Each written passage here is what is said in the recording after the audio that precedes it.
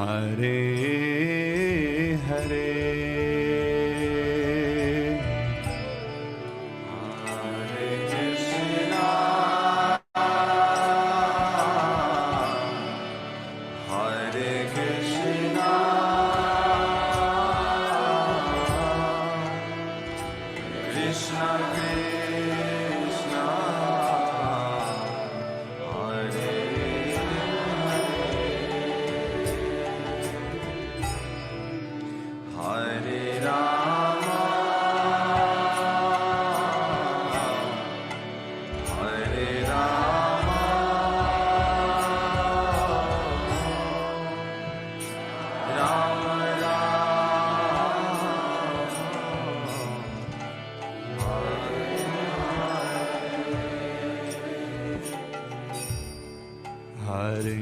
Krishna, Hare Krishna, Krishna Krishna, Hare Hare, Hare Rama,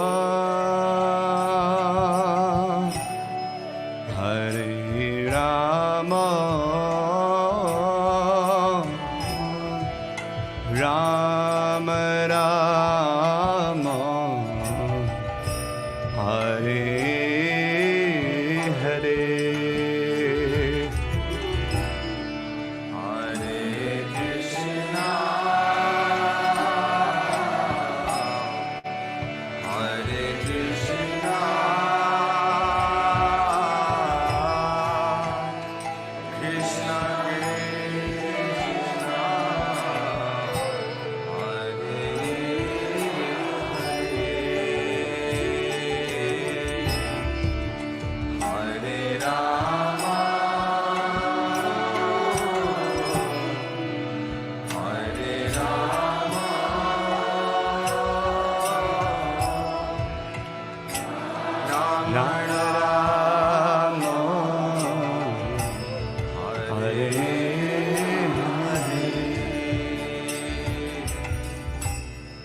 Hare Krishna,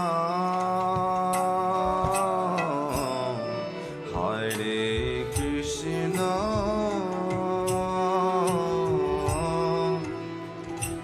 Krishna Krishna Krishna, Hare Hare, Hare Rama, Hare Rama,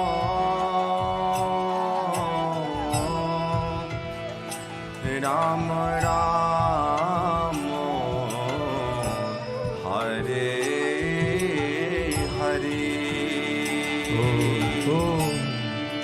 Hare Krishna, Hare Krishna, Krishna Krishna, Hare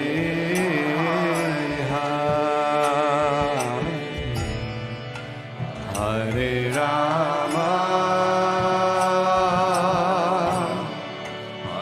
Hare Rama, Rama Rama, Hare Hare,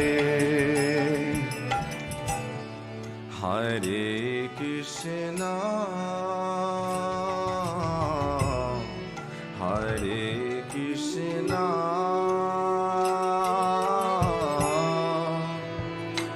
Krishna Krishna, Hare Hare,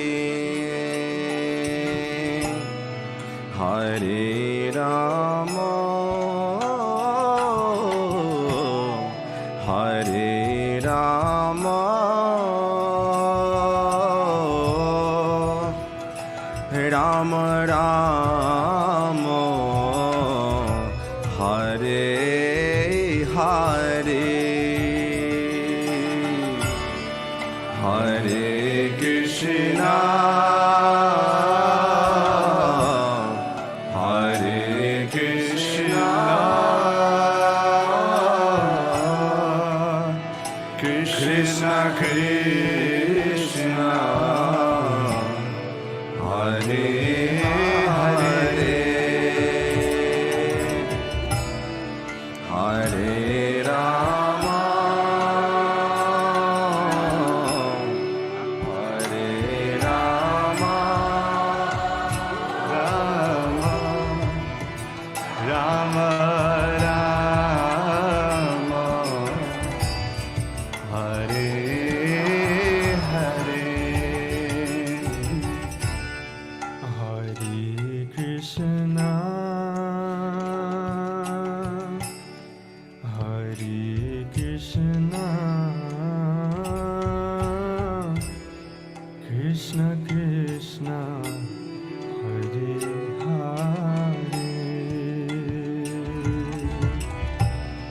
Hare Rama, Hare Rama, Rama Rama, Hare Hare. Bolo Hare Krishna, Hare Krishna,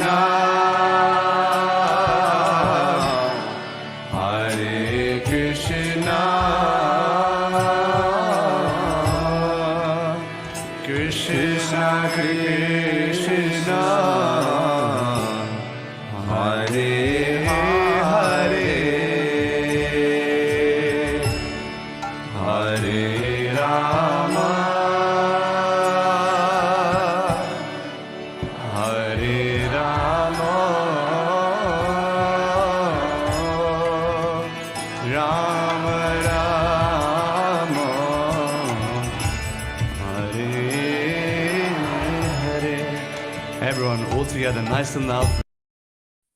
Hare Krishna devotees, please accept my humble obeisances. All glory to Srila Prabhupada. Welcome devotees to our evening Bhagavad Gita circle reading program. We are going to be continuing with Bhagavad Gita chapter 4 verse 10, and the chapter is entitled The Transcendental Knowledge, and is going to be read and explained to us by Mother Gita from ISKCON Atlanta. Hare Krishna Mother, please accept my humble obeisances. All glory to Srila Prabhupada. Hare Krishna, to all of you, please accept my humble obeisances. All glories to Srila Prabhupada. And it's all yours, Mother. Thank you. Hare Krishna. Nam Vishnu Padaya Krishna Pastai Bhutale Shrimati Bhaktivedanta Swaminiti Namane Namaste Saraswati Devi Gauravani Pracharini Nirvishesha Shunyavadi Paschatya Desatarini Jai Sri Krishna Chaitanya Prabhu Nityananda Jadvaita Gadadhar Shivasadi Gaura Bhaktavinda Hare Krishna, Krishna Krishna, Hare Hare, Hare Ram, Ram Ram, Hare Hare. Bhagavad Gita as it is, chapter number 4, Transcendental Knowledge, text number 10. Vitaraga bhaya krodha manmaya mam upashritaha bahavo jnana tapasa purtamadbhavam agataha. Translation and purport by Srila Prabhupada. Being freed from attachment, fear, and anger, being fully absorbed in me and taking refuge in me, many persons in the past became purified by knowledge of me, and thus they all attained transcendental love for me. Purport. As described above, it is very difficult for a person who is too materially affected to understand the personal nature of the supreme absolute truth. Generally, people who are attached to the bodily conception of life are so absorbed in materialism that it is almost impossible for them to understand how the Supreme can be a person. Such materialists cannot even imagine that there is a transcendental body which is imperishable, full of knowledge, and eternally blissful. In the materialistic concept, the body is perishable, full of ignorance, and completely miserable. Therefore, people in general keep the same bodily idea in mind when they are informed of the personal form of the Lord. For such materialistic men, the form of the gigantic material manifestation is supreme. Consequently, they consider the supreme to be impersonal. And because they are too materially absorbed, the conception of retaining the personality after liberation from matter frightens them. When they are informed that spiritual life is also individual and personal, they become afraid of becoming persons again. And so they naturally prefer a kind of merging into the impersonal void. Generally, they compare the living entities to the bubbles of the ocean, which merge into the ocean. That is the highest perfection of spiritual existence attainable without individual personality. This is a kind of fearful stage of life, devoid of perfect knowledge of spiritual existence. Furthermore, there are many persons who cannot understand spiritual existence at all, being embarrassed by so many theories and by contradictions of various types of philosophical speculation. They become disgusted or angry and foolishly conclude that there is no supreme cause and that everything is ultimately void. Such people are in a diseased condition of life. Some people are too materially attached and therefore do not give attention to spiritual life. Some of them want to merge into the supreme spiritual cause, and some of them disbelieve in everything, being angry at all sorts of spiritual speculation out of hopelessness. This last class of men take to the shelter of some kind of intoxication, and their affective hallucinations are sometimes accepted as spiritual vision. One has to get rid of all three stages of material consciousness: attachment to material life, fear of a spiritual personal identity, and the conception of void that arises from frustration in life. To get free from these three stages of the material concept of life, one has to take complete shelter of the Lord, guided by the bona fide spiritual master, and follow the disciplines and regulative principles of devotional life.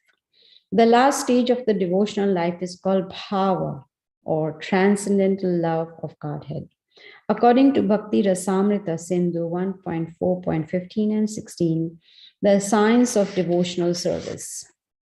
Adau Shraddha Tataha Sadhu Sango Atha Bhajana Kriya Tato Anartha Nivritti Syat Tato Nishtha Ruchis Tataha Athas Shaktis Tato Bhavas Tataha Premabhyu Danchati Sadhakanam Ayam Premanaha Pradurbhave Bhavet Kramaha. In the beginning, one must have a preliminary desire for self-realization. This will bring one to the stage of trying to associate with persons who are spiritually elevated. In the next stage, one becomes initiated by an elevated spiritual master, and under his instruction, the neophyte devotee begins the process of devotional service. By execution of devotional service under the guidance of the spiritual master, one becomes free from all material attachment, attains steadiness in self-realization, and acquires a taste for hearing about the absolute personality of Godhead, Sri Krishna. This taste leads one further to attachment for Krishna consciousness, which is matured in bhava, or the preliminary stage of transcendental love of God. Real love for God is called prema, the highest perfectional stage of life. In the prema stage, there is constant engagement in the transcendental loving service of the Lord. So, by the slow process of devotional service, under the guidance of the bona fide spiritual master, one can attain the highest stage, being freed from all material attachment, from the fearfulness of one's individual spiritual personality, and from the frustrations that result in void philosophy. Then one can ultimately attain to the abode of the Supreme Lord. Text 11. Ye yatha ma prapadyante tans tathaiva bhajamyaham mama vartamanu vartante manushya partha sarvashah. Translation and purport by Srila Prabhupada. As all surrender unto me, I reward them accordingly. Everyone follows my path in all respects, O son of Pritha. Purport. Everyone is searching for Krishna in the different aspects of his manifestations. Krishna, the Supreme Personality of Godhead, is partially realized in his impersonal Brahmajyoti effulgence and as the all-pervading Supersoul dwelling within everything, including the particles of atoms. But Krishna is fully realized only by his pure devotees. Consequently, Krishna is the object of everyone's realization, and thus anyone and everyone is satisfied according to one's desire to have him. In the transcendental world also, Krishna reciprocates with his pure devotees in the transcendental attitude, just as the devotee wants him. One devotee may want Krishna as Supreme Master, another as his personal friend, another as his son, and still another as his lover. Krishna rewards all the devotees equally according to their different intensities of love for him. In the material world, the same reciprocations of feelings are there, and they are equally exchanged by the Lord with the different types of worshippers. The pure devotees, both here and in the transcendental abode, associate with him in person and are able to render personal service to the Lord and thus derive transcendental bliss in his loving service. As for those who are impersonalists and want to commit spiritual suicide by annihilating the individual existence of the living entity, Krishna helps also by absorbing them into his effulgence. Such impersonalists do not agree to accept the eternal, blissful personality of Godhead. Consequently, they cannot relish the bliss of transcendental personal service to the Lord, having extinguished their individuality. Some of them, who are not firmly situated even in the impersonal existence, return to this material field to exhibit their dormant desires for activities. They are not admitted into the spiritual planets, but they are again given a chance to act on the material planets. For those who are fruitive workers, the Lord awards the desired results of their prescribed duties as the Yagneshwar, and those who are yogis seeking mystic powers are awarded such powers. In other words, everyone is dependent for success upon his mercy alone, and all kinds of spiritual processes are but different degrees of success on the same path. Unless, therefore, one comes to the highest perfection of Krishna consciousness, all attempts remain imperfect, as is stated in the Srimad Bhagavatam 2.3.10.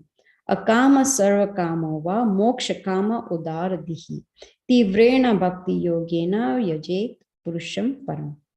Whether one is without desire or the condition of the devotees, or is desirous of all fruitive results, or is after liberation, one should with all efforts try to worship the Supreme Personality of Godhead for complete perfection, culminating in Krishna consciousness. Text 12. Kangshantaha karmanam siddhim yajanta iha devataha kshpram hi manushe loke siddhir bhavati karmaja.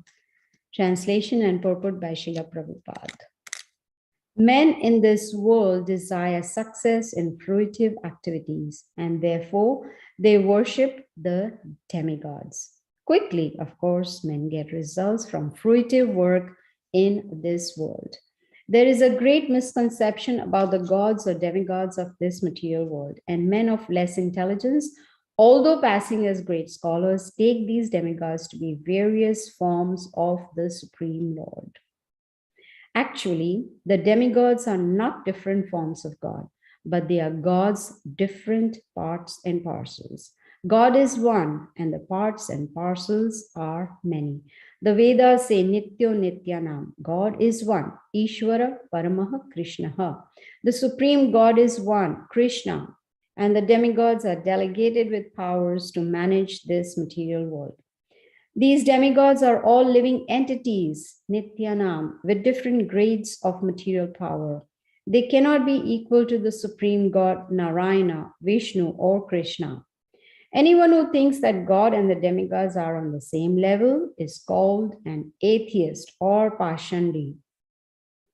Even the great demigods like Brahma and Shiva cannot be compared to the Supreme Lord. In fact, the Lord is worshipped by demigods such as Brahma and Shiva. Shiva Virinchi Nutam. Yet, curiously enough, there are many human leaders who are worshipped by foolish men under the misunderstanding of anthropomorphism or zoomorphism. Iha Devataha denotes a powerful man or demigod of this material world. But Narayana, Vishnu, or Krishna, the Supreme Personality of Godhead, does not belong to this world. He is above or transcendental to material creation. Even Sripad Shankaracharya, the leader of the impersonalists, maintains that Narayana or Krishna is beyond this material creation. However, foolish people, Ritagyana, worship the demigods because they want immediate results. They get the results, but do not know that results so obtained are temporary and are meant for less intelligent persons. The intelligent person is in Krishna consciousness, and he has no need to worship the paltry demigods for some immediate temporary benefit. The demigods of this material world, as well as their worshippers, will vanish with the annihilation of this material world. The boons of the demigods are material and temporary.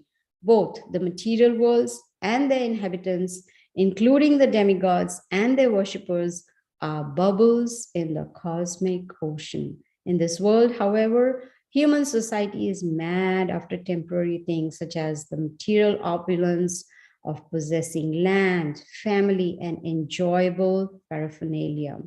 To achieve such temporary things, people worship the demigods or powerful men in human society.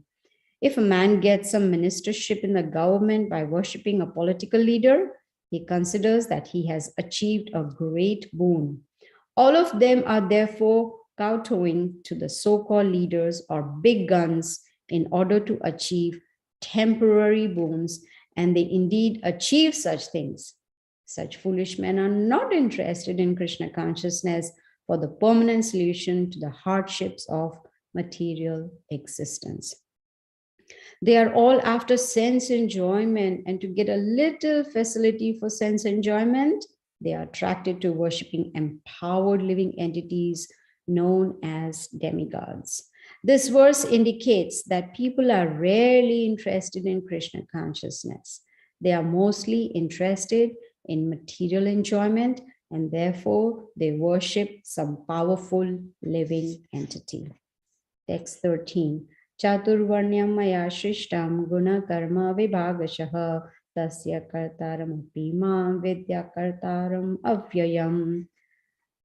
Translation and purport by Srila Prabhupada. According to the three modes of material nature and the work associated with them, the four divisions of human society are created by me. And although I'm the creator of the system, you should know that I'm yet the non-doer, being unchangeable. Purport. The Lord is the creator of everything. Everything is born of him. Everything is sustained by him, and everything after annihilation rests in him.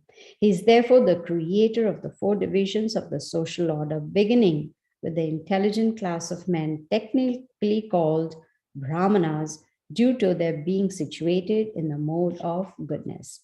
Next is the administrative class, technically called the Kshatriyas, due to their being situated in the mode of passion.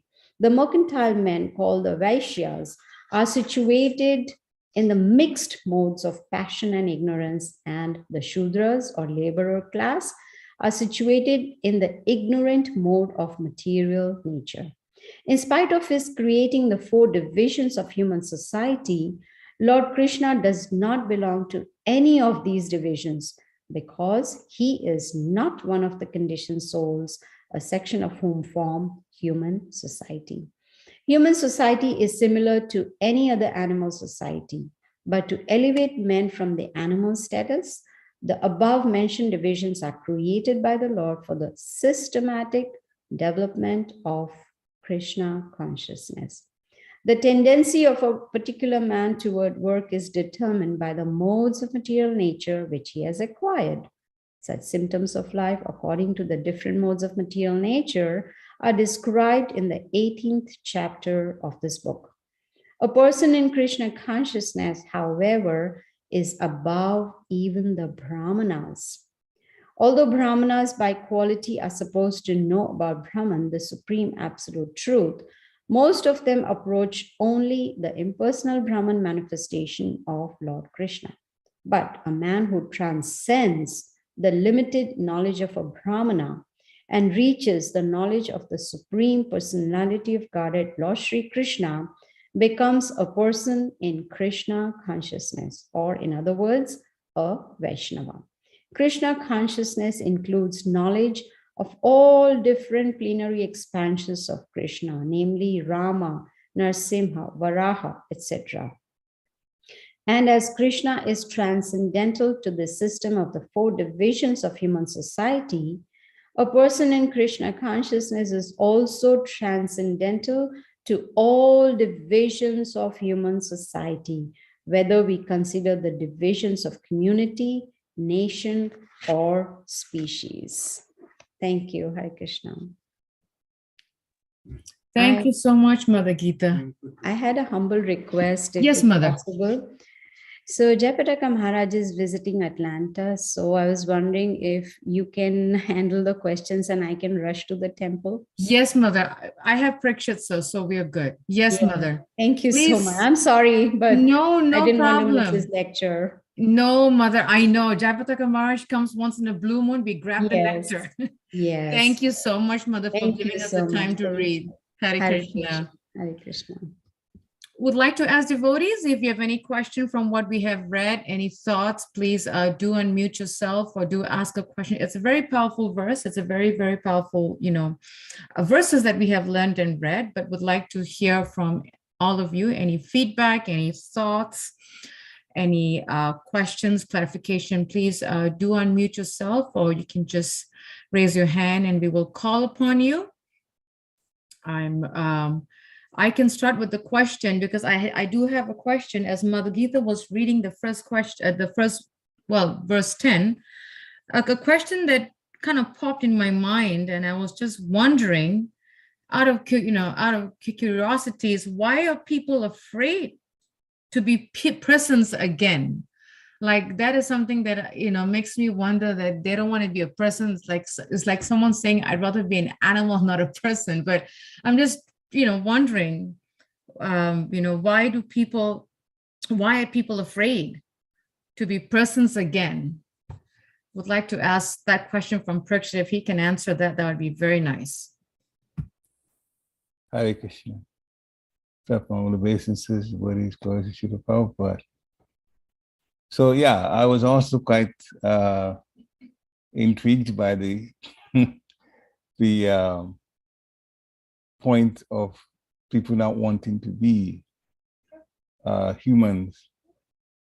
The point, though, is those who are being talked about here know something about, well, the spiritual. Let's put it that way. It doesn't mean that they know the ultimate, because later on it also says that the scripture also says that they would rather merge into the effulgence of the Lord. The Brahma Jyoti is peaceful. The material world is problematic. So that alone gives it this, the distinction or the person who is wanting to be in that situation where they're merging into the effulgence of the Lord. There is no activity. There is no activity. That's the difference.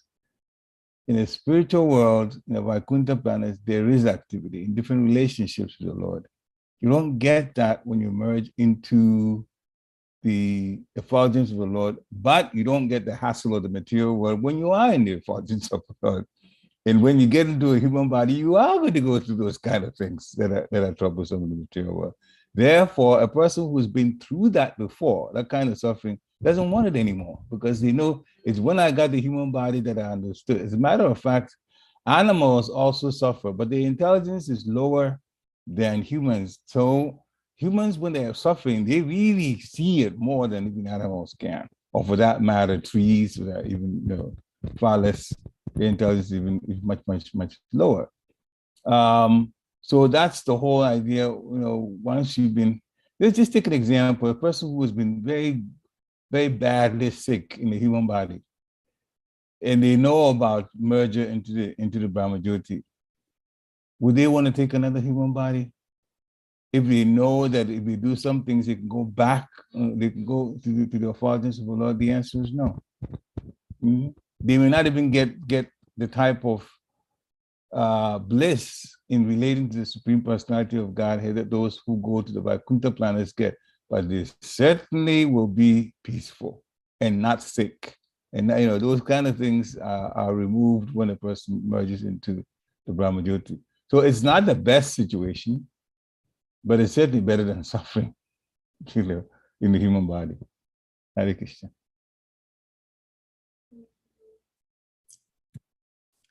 I get that point. Yeah, makes sense. But at the same time, everybody's suffering. The thing of it is, when you understand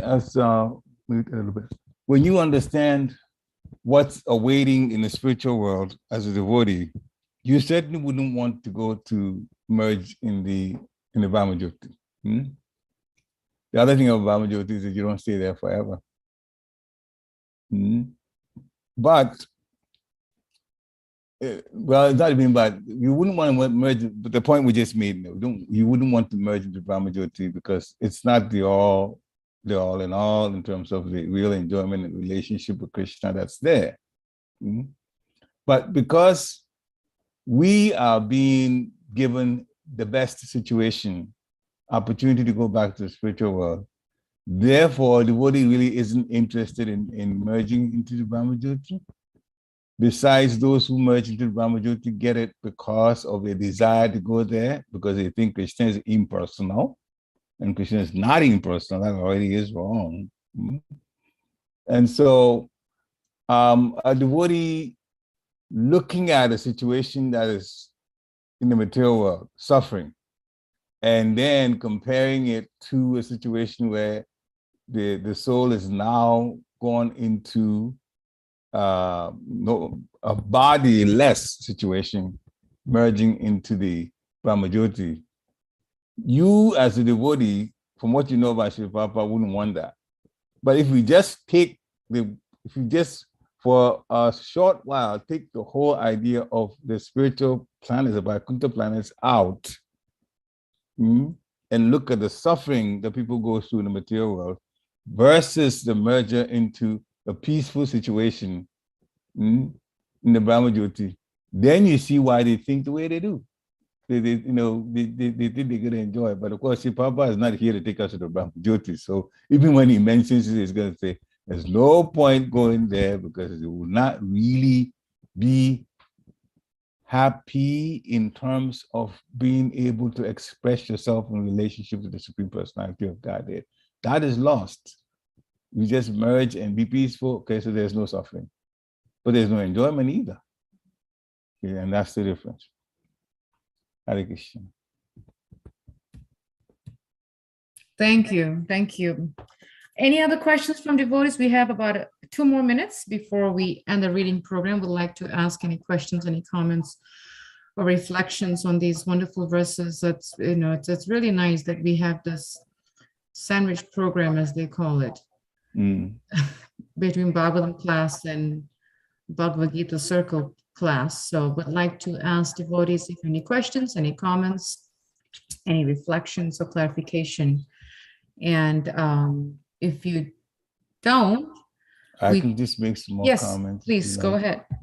Somebody got the question. So, Chatu Varna Maya system, Krishna says he established the 4 Varnas, the Brahmanas, the Kshatriya, the Vaishyas, and the Shudras. And the different modes were described too. This very last one, I think, is text 13. That the Brahmanas are in the mode of goodness. They work from that level. And then the Kshatriyas are the administrators, and they are in the mode of passion. They also protect. So mercantile men are called the Vaishyas, and they are in mixed passion and ignorance, business people. And the Shudras are the employees, and they are in the mode of ignorance. They serve, the other classes. But he himself, Krishna, is not in any of those classes. He set it up. The idea is that those in this classes would eventually get to the level of goodness and be elevated spiritually slowly. This is why it's set up that way. Now, in this present lifestyle, they are still there. We have priests, we have politicians, we have people who fight, soldiers, we have business people, and we have employees. The problem is the consciousness is very bad in Kali Yuga. All of the 4 orders that's there they're so affected by Maya that even though the classes are there, they don't really operate for development, ultimate spiritual development that Krishna set these things up for. And so we are in a very, very, very difficult situation, to say the least.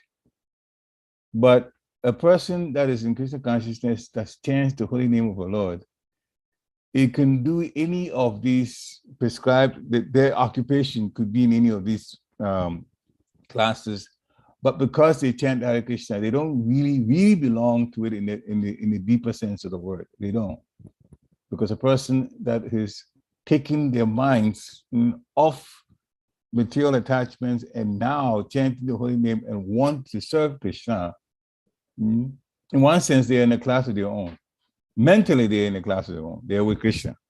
But physically, they may do this other types of jobs just for sustenance. So that's all I wanted to add to it. That's called Devi Vanasha. A devotee working at that level. One of those still actually submitted to Krishna in service, in bhakti, Hare Krishna. That's all I wanted to add to it. Thank you for actually taking the time to explain that the 4 Varnas, because it's so important that it's very clear in our minds when these terms come up frequently, which we will definitely see and come across in Bhagavad Gita. So any questions, any comments, any reflections, clarification, please do jump right in before we end the class. And if there isn't, we want to thank you all for joining us. Just a reminder to please join us tomorrow morning for our Bhagavad Gita class, for our morning Srimad Bhagavatam class in the morning. Until then, have a wonderful evening. Mantrakapribhyascha kripasindovevacha patitanam pavanebhyo vaishnavebhyo namo namaha. Srila Prabhupada ki jai. Thank you, Mataji.